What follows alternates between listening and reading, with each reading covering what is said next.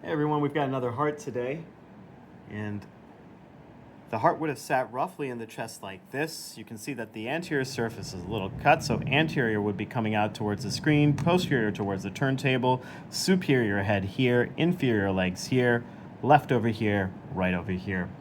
So let's do what we normally do, which is try to identify at least externally, what appears to be the right atrial appendage. And here we've got an appendage that appears triangular, broad-shaped, or pyramidal. So let's open the heart there. And when we open up the heart here, we find that in fact, there are pectinate muscles that spill outside the confines of the appendage, consistent with the morphologic right atrium. We see that there's a large intraatrial communication.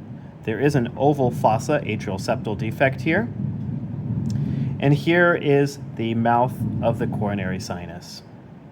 And whenever we see the coronary sinus, it's important to identify the triangle of Koch, which is bounded by the coronary sinus, or the mouth of the coronary sinus, I should say, the tendon of Todaro, which is right here, and the right-sided atrioventricular valve. And at the apex of this triangle is where we expect the atrioventricular node to sit. So we would expect that the AV node would be here in this heart. Now here we come across the right atrioventricular junction.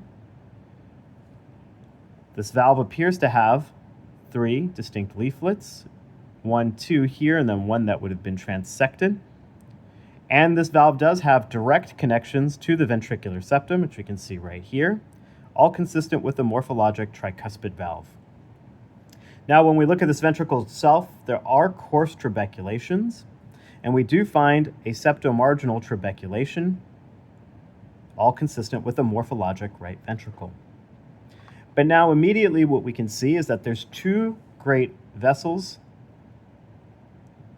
2 arterial trunks that actually arise both from the morphologic right ventricle. And there's really no mystery here. We can see the ascending aorta, the transverse aorta, and the descending aorta here. So we know that this is the aorta here. And then here is the pulmonary trunk and the pulmonary valve. So here is the morphologic right ventricle. From it arise both the pulmonary trunk as well as the aorta. So we're certainly dealing with double outlet right ventricle. So in the setting of double outlet right ventricle, we generally find an intraventricular communication, and here is the intraventricular communication here. And once again, really no mystery, this lives right below the aortic valve. In fact, its superior margin appears to be the aortic valve itself. So this is double outlet right ventricle with a subaortic intraventricular communication. And here we can find that there is, in fact, large muscle. There is a large hypertrophied infundibulum. And in fact, that the pulmonary trunk appears to be a little smaller than the aortic root. But let's take a peek at this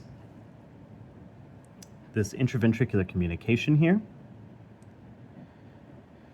Here we can see that the tricuspid valve does appear to course through it. There does appear to be a fibrous posterior-inferior margin of this intraventricular communication, which is an important finding because remember, the conduction system, the AV node, is going to live right here, and the bundles are going to penetrate here. And now, if this was to be surgically closed, which I'm not saying this heart could have had that possible, I'm simply saying if a defect like this was patch closed, as there isn't a muscle bar here, the surgeons would have to be particularly careful when making sure that their sutures don't actually impose on the electrical system itself. Then the superior margin of this intraventricular communication appears to be this arterial valve here that has 3 leaflets, 1, 2, 3, and 3 sinuses. We do see a coronary arising from within one of the sinuses itself. We know this is going to be the aortic valve. Here's the ascending aorta, here's the transverse aorta, and then here is the descending aorta here. And there doesn't appear to be a patent arterial duct. Now there is a pretty prominent subpulmonary infundibulum. And here the pulmonary valve actually appears to have two leaflets. So let me try to open this up here. All right, so here's the pulmonary valve. It has two leaflets and two sinuses, which is not infrequent in the setting of tetralogy of flow or double outlet right ventricle.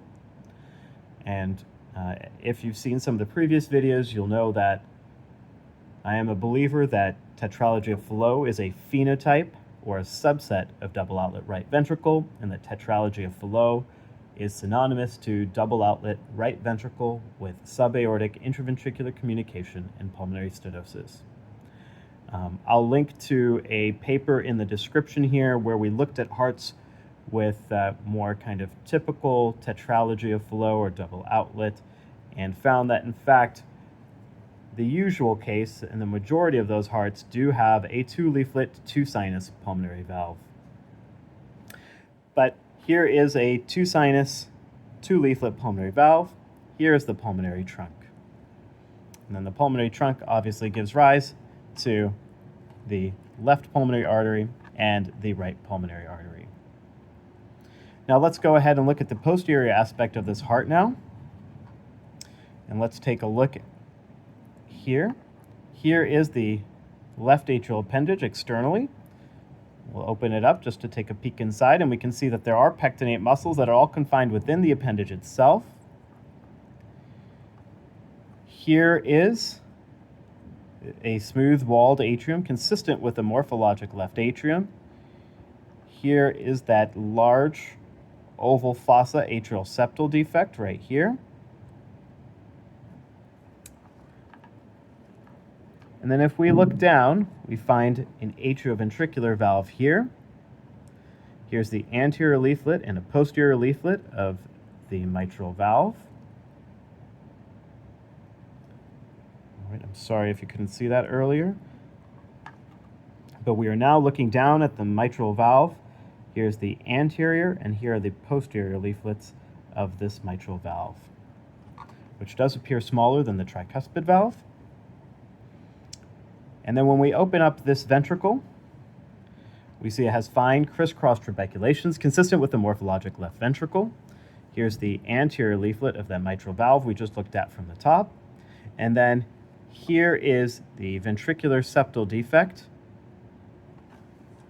that opens up into the right ventricle and into the aorta. So a nice example of a double outlet right ventricle with subaortic interventricular communication.